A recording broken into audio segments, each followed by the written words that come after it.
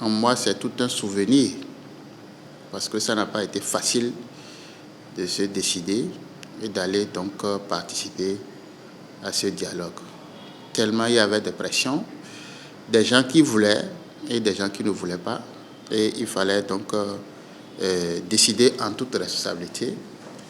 Et au fait, ce qui nous a, nous autres, poussé à accepter l'idée du chef de l'État, c'est d'abord de ramener la paix.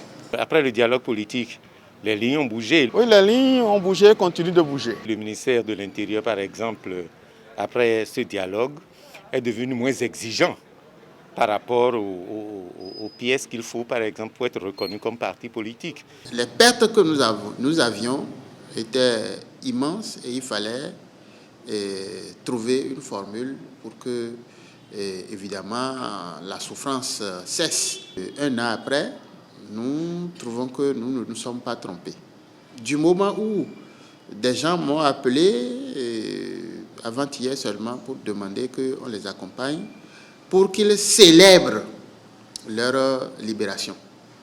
On peut noter que la révision de la Constitution nous a permis d'avancer dans un certain nombre de directions qui sont plutôt positives pour notre pays.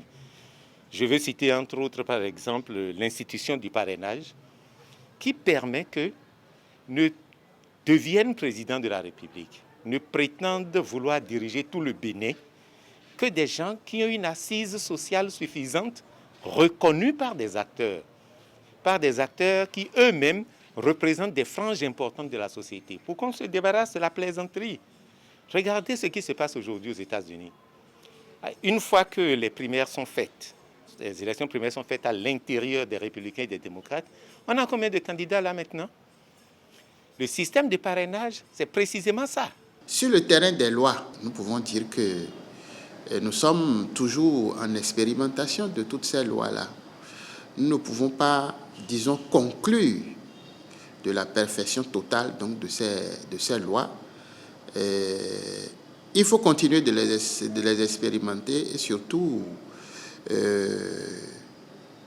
étant donné que rien n'est statique, que nous ayons le courage, n'est-ce pas, de revisiter un certain nombre d'entre elles pour le bonheur donc, du peuple. Quelles que soient les crises politiques, elles finissent toujours autour d'une table. Et donc, nous, on ne regrette pas de l'avoir fait. Et s'il y a encore dialogue aujourd'hui, nous n'hésiterons pas à y participer.